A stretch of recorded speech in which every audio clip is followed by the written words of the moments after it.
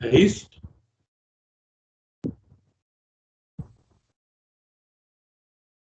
De acordo com o que eu marquei aqui, é isso, padre. O senhor vai iniciar o 79. Acho que o senhor estava com a garganta inflamada na aula passada. Isso, estou lembrado. Então vamos lá, 79. Nós estamos falando da natureza da redenção. Então diz aqui o texto: e com efeito, a infinita misericórdia de Deus, ao amor excessivo que ele nos tem, é que a Sagrada Escritura atribui a redenção. Deus, que é rico em misericórdia, de São Paulo, pela sua extrema caridade com que nos amou, convivificou-nos em Cristo. E aqui tem uma nota, que depois vocês podem pesquisar. As três divinas pessoas concorrem à porfia nesta obra, e cada uma delas com um amor que parece verdadeiramente ir até o excesso. Então, ou seja, aquilo que nós aprendemos na catequese, já no catecismo, no terceiro catecismo da doutrina cristã, né, de São Pio X, ele vai dizer isso, ou seja, não é porque a obra é uma obra de Deus Filho que as outras pessoas não participam dessa mesma obra, pelo contrário, todas as três pessoas divinas participam por exemplo, da criação. Todas as pessoas divinas participaram da criação, com o mesmo amor com que Deus Pai criou todas as coisas. E assim por diante. É o que ele vai explicar aqui a respeito da redenção. Ou seja, o Pai não tem senão... Eu vou ler todos os três, porque aí eu quero fazer uma ilustração da Sagrada Escritura. O Pai não tem senão um filho igual a si próprio, que ama como a si mesmo e de quem é infinitamente amado. Ora, esse Filho único dá-o, santifica-o por nós, para nos restituir a vida que pelo pecado havíamos perdido. Podia acaso ser o Pai mais generoso, dar mais do que o seu Filho, e depois dar-nos o seu próprio Filho, não foi dar-nos tudo? E aqui ele faz uma citação que eu gostaria de ler aos Romanos, capítulo 8, versículo 32. Diz assim o trecho, a tradução do Padre Mato Soares, que eu estou usando, da Vulgata de São Jerônimo. O que não poupou nem o seu próprio Filho, mas por nós todos o entregou, como não nos dará também com ele todas as coisas? Eu achei muito interessante esse versículo de São Paulo, porque é justamente isso, ou seja, Deus Pai já nos havia dado tudo. Quando Deus cria todas as coisas, tudo o que Deus faz para o homem. Deus faz pensando no homem. Nós já vimos isso, o homem é como que a coroa de toda a criação. Ou seja, e quando Deus Pai faz isso, de dar o seu Filho unigênito por amor a nós, ele ainda nos dá mais do que o seu próprio Filho. Ele confirma nele, ou seja, confirma em nosso Senhor Jesus Cristo tudo aquilo que ele já fez por nós, que é nos dar todas as coisas, fazendo o homem coroa de toda a criação. Continuando, o Filho aceita jubilosamente e generosamente a missão que lhe é confiada. O Filho age de modo direto na redenção. Desde o primeiro momento, na encarnação, oferece-se a seu Pai como vítima, para substituir todos os sacrifícios da antiga lei, e toda a sua vida não será mais do que um longo sacrifício completado pela imolação do Calvário, sacrifício inspirado pelo amor que nos tem. Como diz São Paulo, Cristo amou-nos e entregou-se a si mesmo por nós como oblação e hóstia a Deus em odor de suavidade. Ou seja, a segunda pessoa da Santíssima Trindade que se oferece em sacrifício à primeira pessoa. Lembrando que, é muito importante, nós não estamos falando de três deuses. Nós estamos falando de três pessoas em um só Deus. E isso é o que ensina a nossa sã doutrina. E, terminando, para completar a sua obra, envia-nos o Espírito Santo, o amor substancial do Pai e do Filho, que, não contente de derramar em nossas almas a graça e as virtudes infusas, sobretudo a divina caridade, se nos dará a si mesmo, para podermos gozar não somente da sua presença e dos seus dons, senão também da sua pessoa. A caridade de Deus foi difundida em nossos corações pelo Espírito Santo que nos foi dado. E isso está lá em Romanos, capítulo 5, versículo 20. Muito bem. Então, ou seja, nós com isso sabemos que toda a Santíssima Trindade concorre na obra da redenção da humanidade. Existe o papel fundamental da segunda pessoa, que é o Verbo quem se encarna, é o Verbo quem padece, mas o Pai oferece o Filho e o Espírito Santo se faz oblação no amor. E aí eu queria ler um trecho da Sagrada Escritura, e antes de ler, uma breve explicação. Existe um modo diferenciado do católico ler a Sagrada Escritura em relação às outras religiões protestantes, por exemplo. Nós lemos a Sagrada Escritura como Lectio Divina, ou seja, nós rezamos quando lemos a Sagrada Escritura. E nós acreditamos que o Antigo Testamento nada mais é do que a revelação que Deus faz de si mesmo e de tudo aquilo que ele irá fazer para a redenção. Porque é a redenção o objetivo principal de nosso Senhor Jesus Cristo quando vem ao mundo.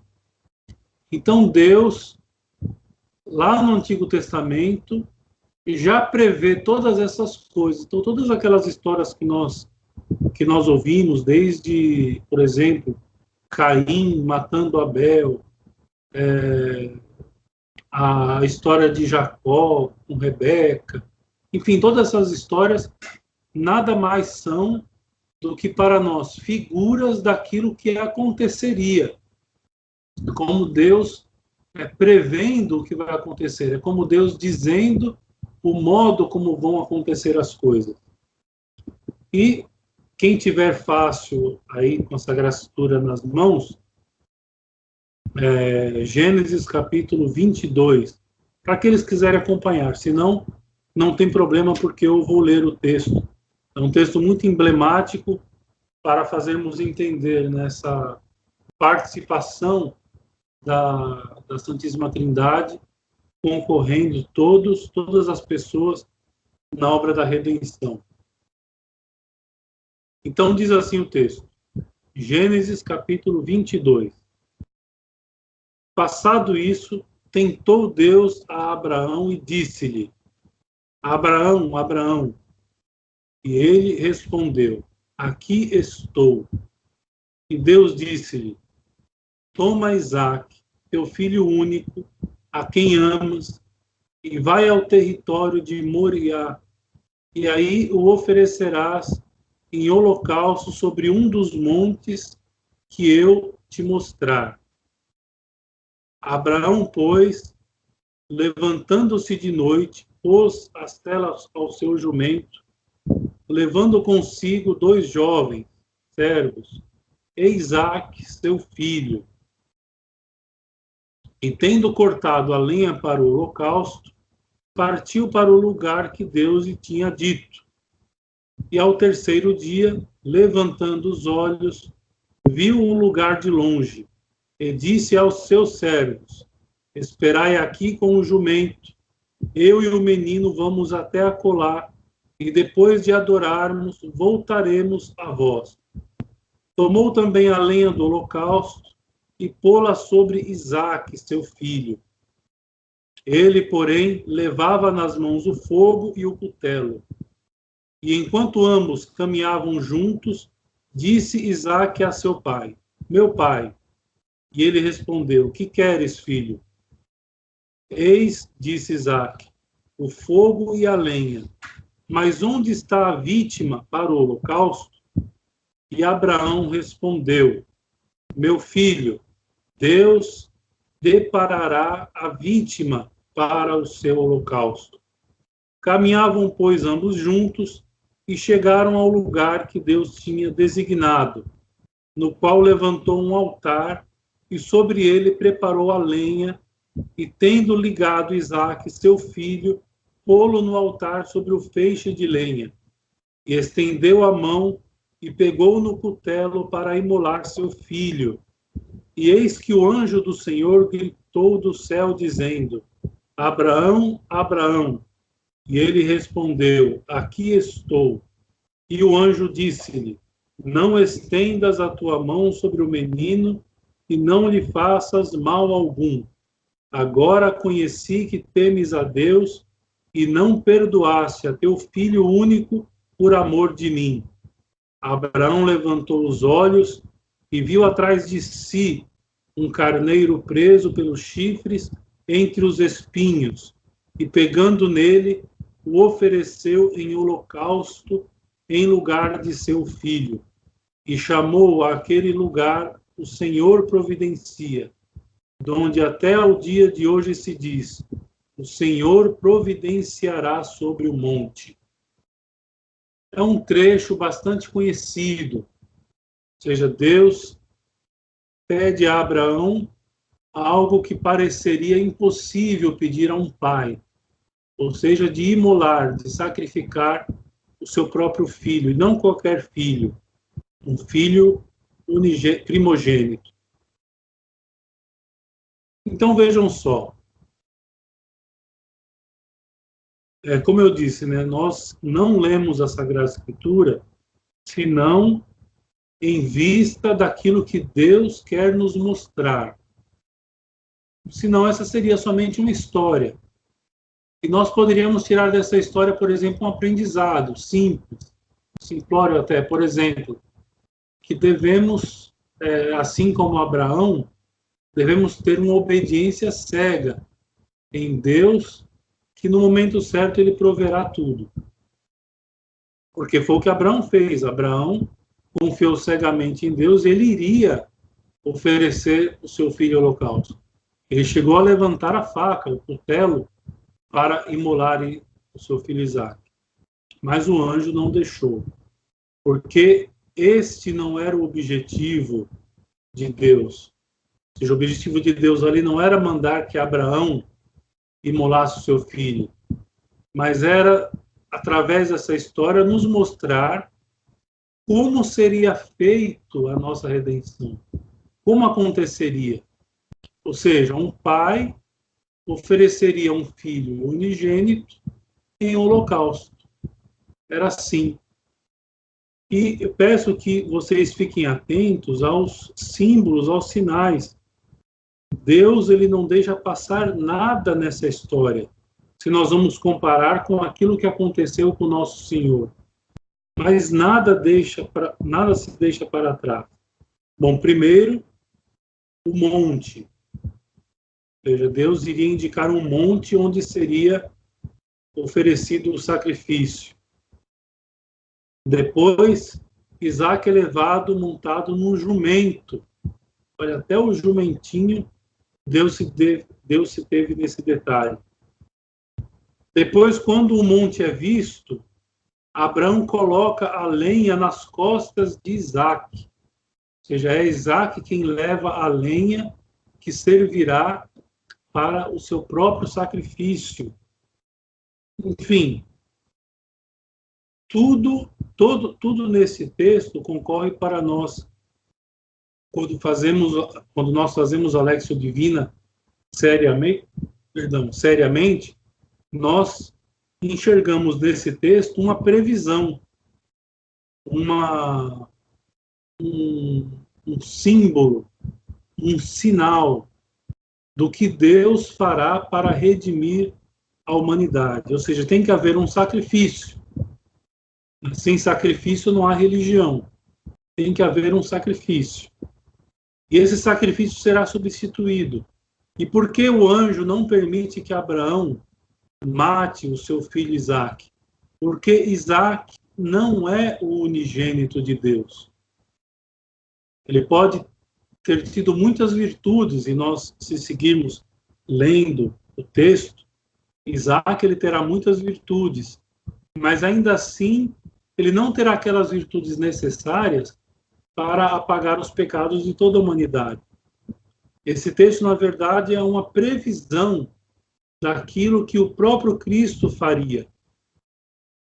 E o trecho termina assim: e uma segunda vez chamou o anjo do Senhor Abrão do céu, dizendo: por mim mesmo jurei, diz o Senhor, porque fizeste tal coisa, e não perdoaste a teu filho único por amor de mim, eu te abençoarei e multiplicarei tua estirpe como as estrelas do céu e como a areia que há sobre a praia do mar, e a sua descendência possuirá as portas de teus inimigos, e assim por diante. Tua geração e na tua descendência serão benditas todas as nações da terra. Ou seja, é uma promessa feita a Abraão, mas em vistas daquilo que nosso Senhor fez por nós. Ou seja, nós somos essa descendência. Nós somos essa descendência de Abraão. Aquela que, de fato, sofreu pelo holocausto de nosso Senhor. Ou melhor, recebeu do holocausto de nosso Senhor à vista do perdão de todos os pecados. Então, é um texto muito singelo da Sagrada Escritura, e como eu disse, nós poderíamos tirar simplesmente assim: Abraão foi um homem muito obediente, devemos ser obedientes como ele. Mas se nós fazemos a Lexio Divina, aí nós tiramos outras conclusões. Nós tiramos a conclusão seguinte: que Deus, ele já está dizendo aqui o que acontecerá. Ou seja, que o seu filho unigênito será oferecido em holocausto para pagar os nossos pecados. Então, eu achei que esse texto combina bastante para nós entendermos a participação completa da Santíssima Trindade no papel da redenção. Ficou bem explicado ou ficou muito confuso?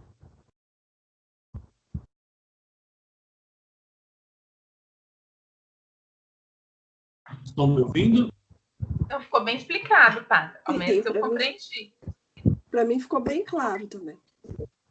Certo. E aí nós então terminamos este ponto 1 do artigo 4º. E aí nós vamos começar então o ponto 2 do artigo 4º, que são os efeitos da redenção. Ou seja, o que a redenção fez conosco. Porque uma coisa é a redenção em si, foi o que nós acabamos de ver.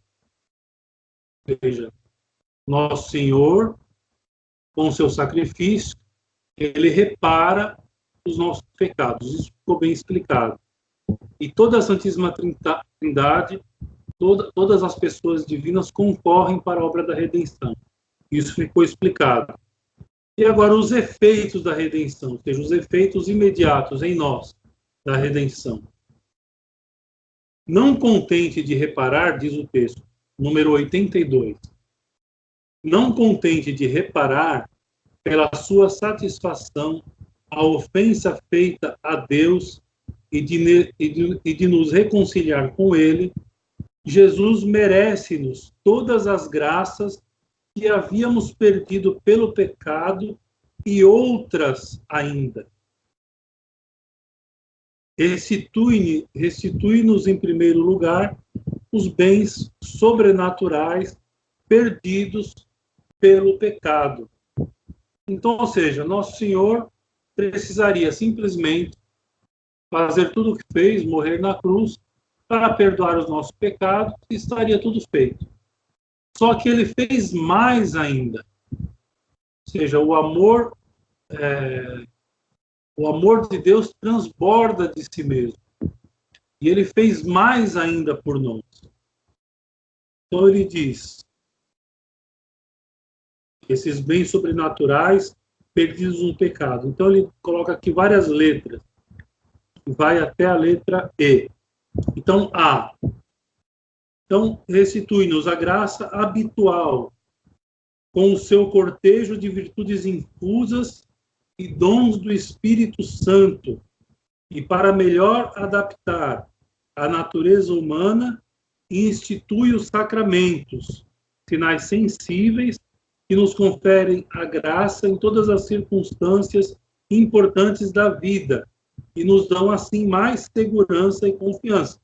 Então, ou seja, não é de qualquer meio. Então, ou seja, é meio protestante dizer, né? Ou seja, bastou Nosso Senhor morrer na cruz, e aí a fé basta, a fé nisso, tudo que ele fez basta, para, então, recebermos a salvação. Não. Nosso Senhor institui os sacramentos. Por quê? Porque a nossa natureza humana, ela fragilizou-se com o pecado de Adão e Eva. E para adaptar a nossa natureza humana, então os sacramentos influem em nós, conferem em nós aquelas graças que são necessárias para a nossa salvação.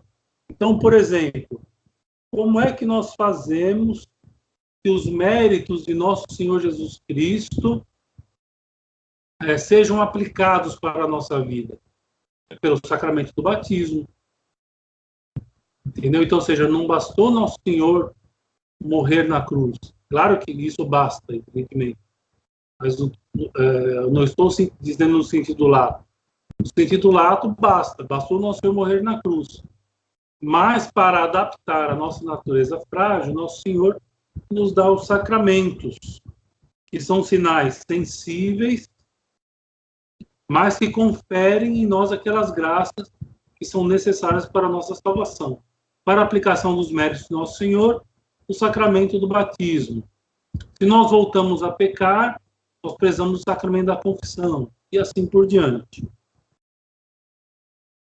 Então, graças atuais abundantíssimas, que temos direito de crer até mais abundantes do que no estado de inocência, em virtude da palavra de São Paulo. São Paulo diz isso aos Romanos, capítulo 5, versículo 20.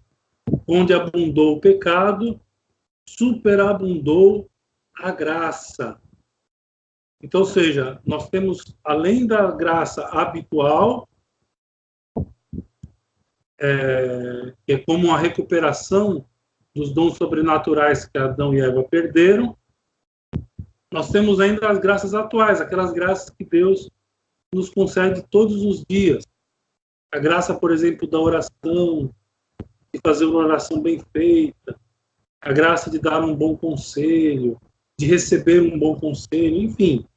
As graças atuais, abundantíssimas.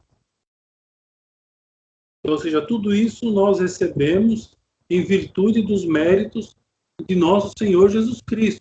Não por nossos méritos, mas em virtude dos méritos de nosso Senhor. E não precisava de nada disso.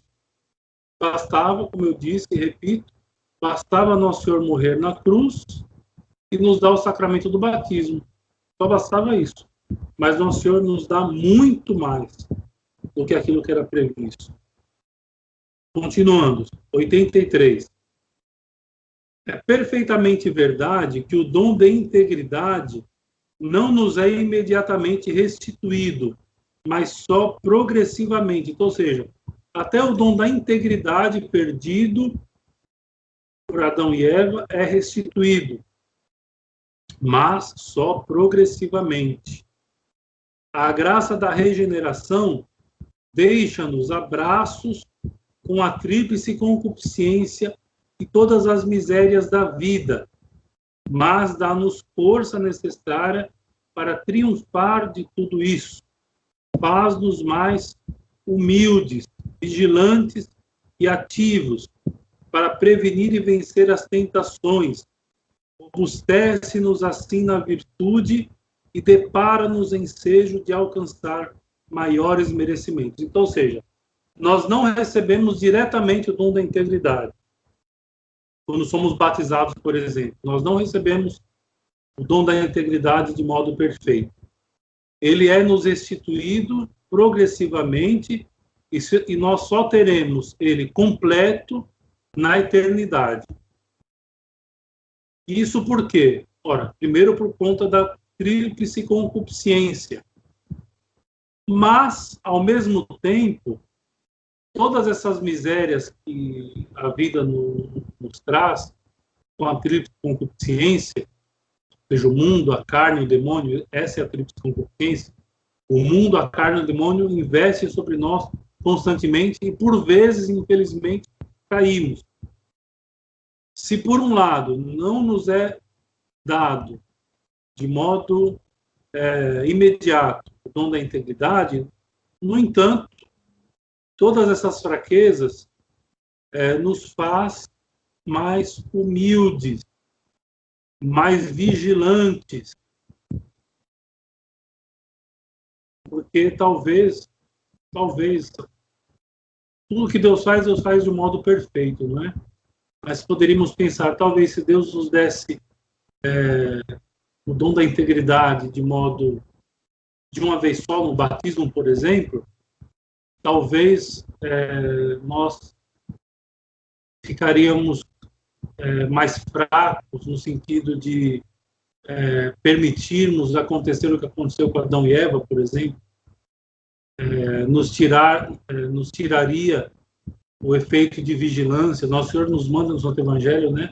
Vigiai e orai para não cairdes em tentação.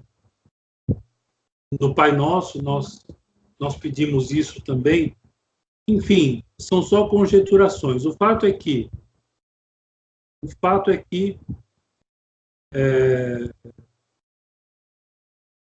essas dificuldades que nós temos na vida, a tríplice concupiscência, que todos os dias insiste em nos fazer cair, nos torna mais vigilantes e ativos. E não esqueçamos que não nos falta a graça de Deus para vencer todas estas coisas.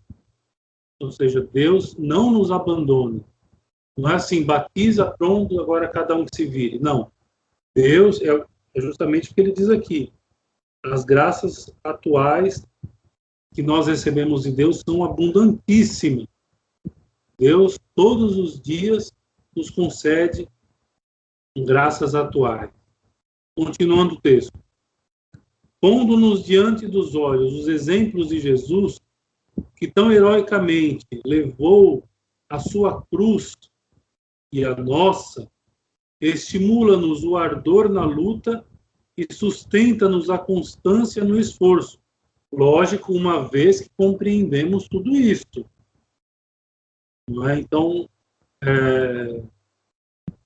não cabe dizer, por exemplo, que nós adquirimos a virtude da constância sem compreender tudo aquilo que Deus, nosso Senhor, fez por nós. Isso não tem cabimento. Como não tem cabimento aquela fé cega, né, dos neopentecostais. Fé em quê? Qual é o Jesus que eles creem? Se Jesus fez o quê? De que modo? Não é? Então, ou seja, não cabe isso. Ou seja, nós compreendemos o que ele fez. E compreendendo isso, o que nosso Senhor fez por nós, tão heroicamente levando a sua cruz e a nossa, isso estimula-nos, diz aqui, o ardor na luta. E sustenta-nos a constância no esforço.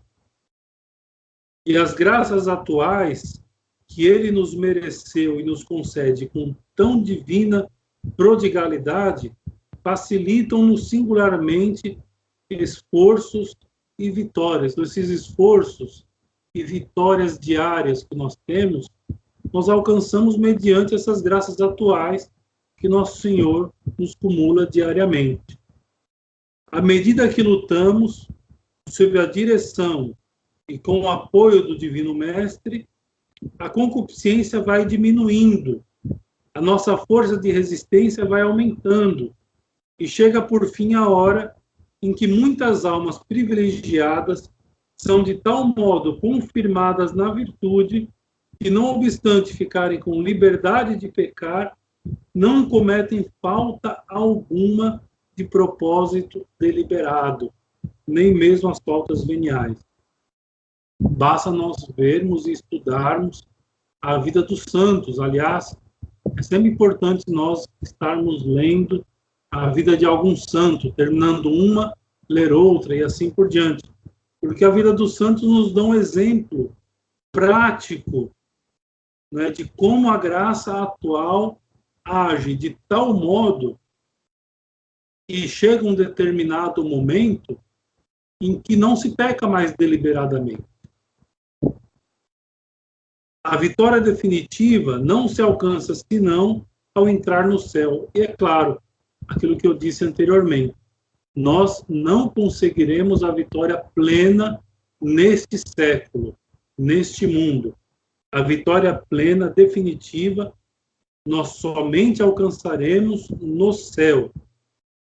Mas será tanto mais gloriosa quanto maiores forem os esforços com que houvermos comprado. Não podemos exclamar, ó Félix culpa, né, como o texto do Sábado Santo. Então, ou seja, nós não precisaríamos de virtude nenhuma particular para podermos entrar no céu. Só que, como eu disse, Deus faz tudo do modo mais perfeito possível. Se houvesse um modo mais perfeito de Deus realizar todas essas obras, a obra da nossa redenção, certamente ele teria feito. Mas ele não fez de outro jeito, ele fez deste. E deste modo que ele fez, ele faz com que nós participemos também dos méritos de nosso Senhor. Então, esses esforços que nós adquirimos diariamente, essas pequenas vitórias que nós conseguimos de algum pecado, por exemplo, diariamente, uma vitória, outra vitória no outro dia, outra no outro dia. Então, são méritos que tornam mais gloriosa ainda, diz aqui, torna mais gloriosa a nossa entrada no reino dos céus. Continuando. A estes auxílios interiores, acrescentou Nosso Senhor outros exteriores, em particular a igreja visível, que fundou e organizou para nos iluminar os espíritos com a sua autoridade doutrinal, sustentar as vontades com o seu poder legislativo e judicial, santificar as almas com os sacramentos e sacramentais e indulgências.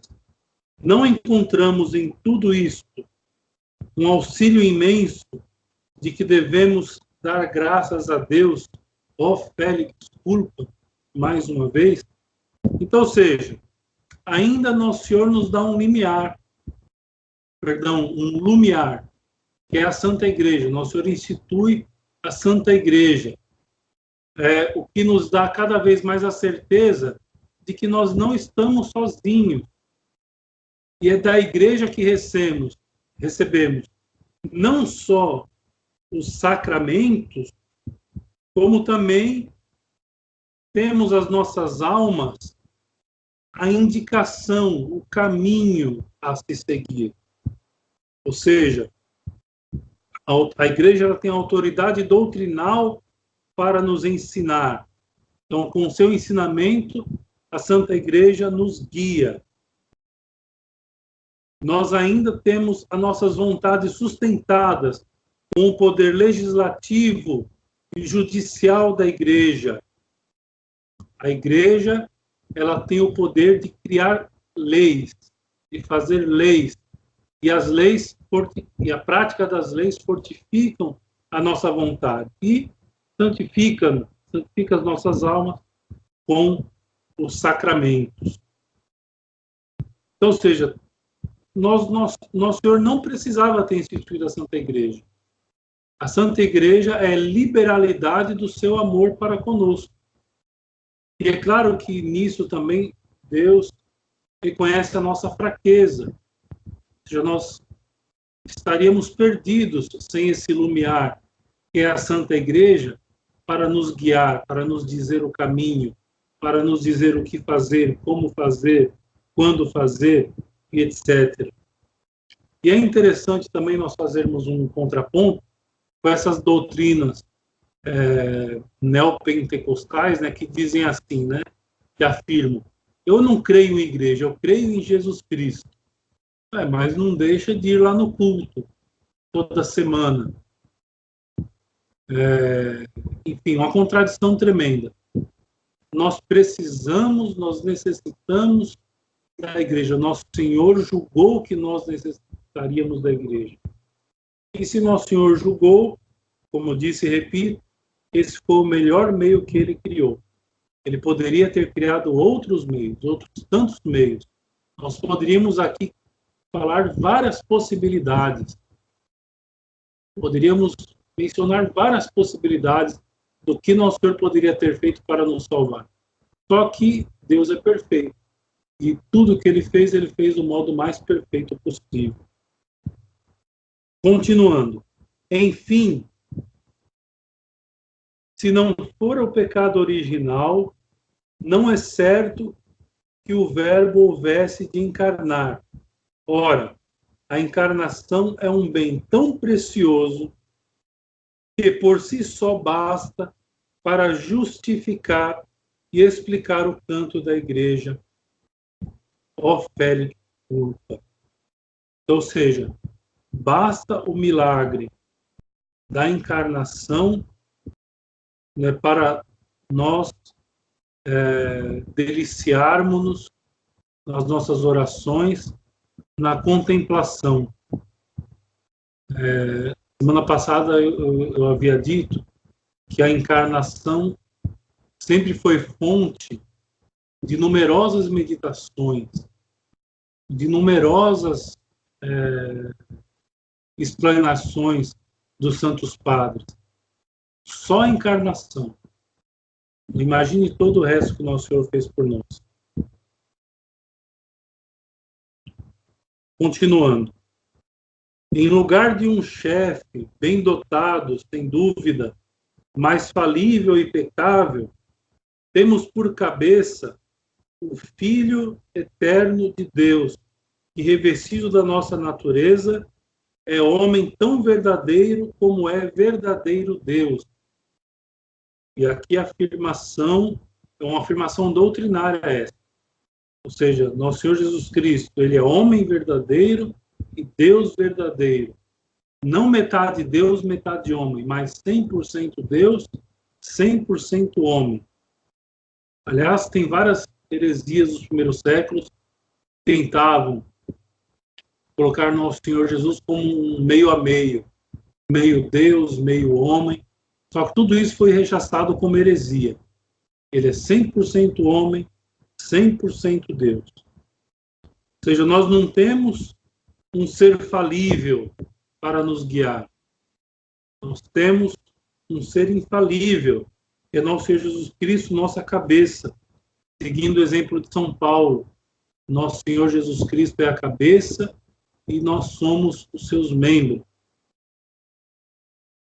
É o mediador ideal, mediador de religião, como o é de redenção, que adora o Pai não somente em seu nome, senão também em nome da humanidade inteira, mais ainda em nome dos anjos, que por ele tem a dita de glorificar a Deus. É o sacerdote perfeito. Nosso Senhor Jesus Cristo é o sacerdote perfeito.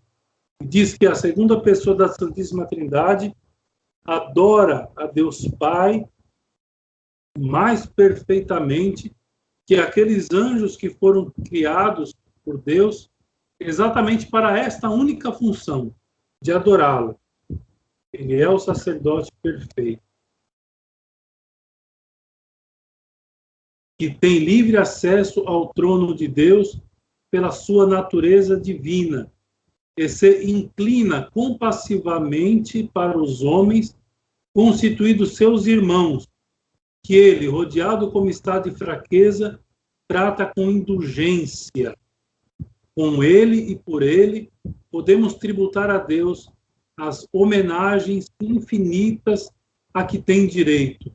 Com ele e por ele, podemos alcançar todas as graças de que precisamos para nós e para nossos irmãos. Quando adoramos, só um pontinho aqui, então, ou seja, com ele, com nosso Senhor, e por ele, através dele, podemos tributar as homenagens infinitas que ele tem direito. Ou seja, sem nosso Senhor Jesus Cristo, nós não conseguiríamos, né, tributar a Deus essas homenagens que ele tem direito. Com ele e por ele podemos alcançar todas as graças que precisamos. Ou seja, todas as graças que nós precisamos, nós alcançamos por ele e com nosso Senhor. E não só para nós, também como para os nossos irmãos. Todos nós conhecemos pessoas, por exemplo, que necessitam de alcançar graças. Nós que somos católicos, por exemplo, e quando as pessoas veem em nós católicos praticantes, é fácil, por exemplo, alguém vir nos pedir oração, por exemplo. Nós não temos mérito nenhum em fazer algum pedido a Deus Nosso Senhor, mas Ele se fez mérito por nós. Então, ou seja, quando nós, até a nossa oração muda o sentido, quando nós entendemos que é com nosso Senhor Jesus Cristo que estamos rezando, e não sozinhos. Quando adoramos, é Ele quem adora em nós e por nós. Ou seja, até mesmo quando nós adoramos, a nossa adoração, o nosso ato de adoração fica mais perfeito e muda completamente o sentido quando nós entendemos que nosso Senhor está ali conosco. Nosso Senhor oferece a Deus Pai o mais perfeito ato de adoração. E quando nós estamos adorando, nós não fazemos nada mais do que nos unirmos à segunda pessoa da Santíssima Trindade, que adora perfeitamente a Deus Pai. Quando pedimos socorro, vocês estão ouvindo? Apareceu uma imagem aqui. Travou? Alto e claro, padre. Continuando então. Quando pedimos socorro, é Ele quem apoia as nossas súplicas. Ou seja, quando nós pedimos socorro, nós passamos por muitas dificuldades. E nós vamos pedir algum socorro. É Ele quem apoia as nossas súplicas. Ou seja, não está dizendo aqui que Ele nos ouve. Não, Ele apoia as nossas súplicas. É como se, quando nós rezamos diante das dificuldades, Ele está ali, rezando conosco, pedindo a Deus Pai que nos ajude. Eis o motivo, porque tudo quanto pedimos ao Pai em seu nome, nos é liberalmente concedido. Devemos, pois, regozijar-nos de ter um tal Redentor, um tal Mediador, e depositar nele confiança ilimitada. Nós não temos motivo para não confiar. Isso deve ficar muito claro para nós cristãos, para nós, sobretudo, católicos. Não existe nenhum motivo para o qual nós possamos olhar e termos algum ponto de dúvida, de confiança. Pelo contrário, a nossa confiança em nosso Senhor Jesus Cristo, nosso Redentor, deve ser ilimitada. Muito bem. E aqui tem uma conclusão, que depois vocês podem, na verdade é um resumo, né, deste ponto, depois vocês podem ler com calma. E eu deixo aberto, podem abrir os microfones para fazer alguma pergunta, alguma indagação, alguma coisa. Tá bom, eu vou começar então, padre. Tá me ouvindo? Estou ouvindo. Perfeito. Então, são duas questões com relação à questão de toda a Divina Trindade, ela concorre na redenção do homem. Com relação à pessoa que compõe a Divina Trindade, o Espírito Santo, você poderia me explicar como ele concorre junto com a figura do Deus Pai e o Filho? Sim. Então, veja só. O Espírito Santo, diz o texto aqui, não é? É a manifestação do amor do Pai e do Filho na obra da redenção. Ou seja, tudo o que Deus faz, Deus ele faz por amor. E a pessoa que é diretamente ligada ao amor do Pai e do Filho pela humanidade é o Espírito Santo. E depois Nosso Senhor no Santo Evangelho, ele diz em alto e bom som: enviarei o Espírito Santo para, ou seja, dizendo que não nos deixaria órfãos, que nos enviaria o Espírito Santo Consolador. Tá ok. Então, na graça habitual, quando se fala a graça habitual com seu cortejo de virtudes infusas e dons do Espírito Santo, está se falando desse amor? Isso está no... Qual é o ponto? 82, no parágrafo logo abaixo. Certo. Que é os efeitos da redenção. Esses dons do Espírito Santo. Isso. Ou seja, mais para frente vai falar dos sacramentos, né? A graça habitual é aquela graça, nós vimos anteriormente, é aquela graça, como o próprio nome diz, né, de hábito, ou seja, que está em nós, como hábito que o padre usa, por exemplo, que mostra o caráter sacerdotal do padre. E é claro que a graça habitual ela está ligada aos sacramentos que nós vamos receber. Por exemplo, os dons do Espírito Santo. Depois ele vai explicar mais para frente isso. Mas, por exemplo, os dons do Espírito Santo nós recebemos de modo objetivo no sacramento da crisma, por exemplo.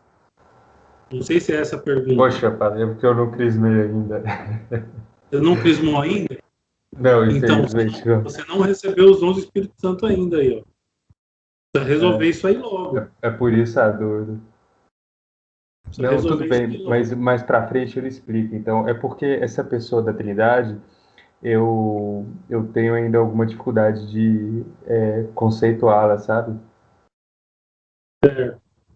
Mais para frente, quando o Tanqueray tratar dos métodos de meditação, de contemplação, o papel do Espírito Santo vai ser crucial e vai ser bem fácil de compreender. Tá ok. Muito obrigado, padre. Tá bom? Mais alguma pergunta? Vou fazer uma pergunta para o senhor. Uma dúvida que eu tenho é sobre a Lectio Divina. É uma meditação.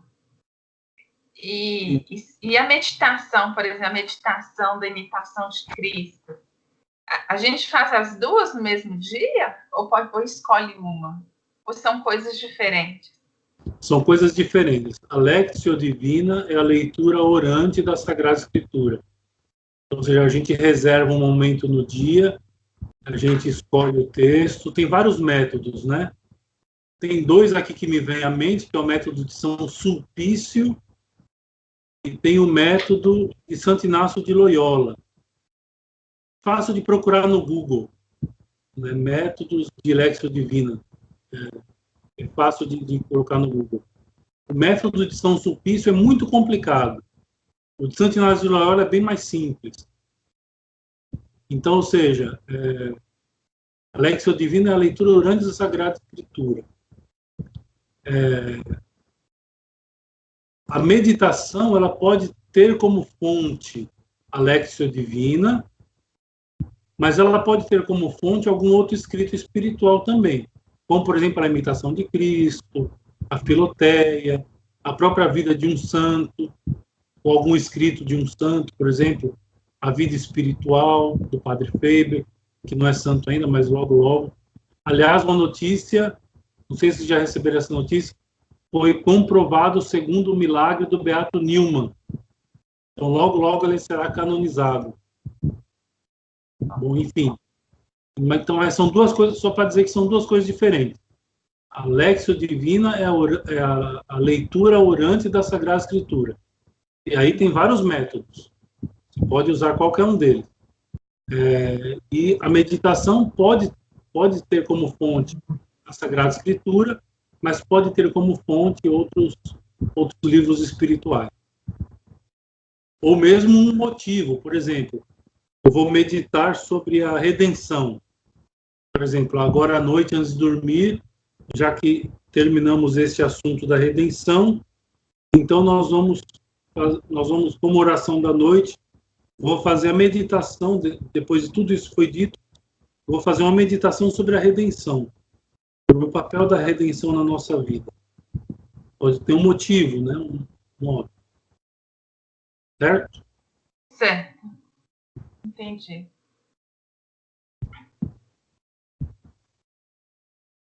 Mais alguma pergunta?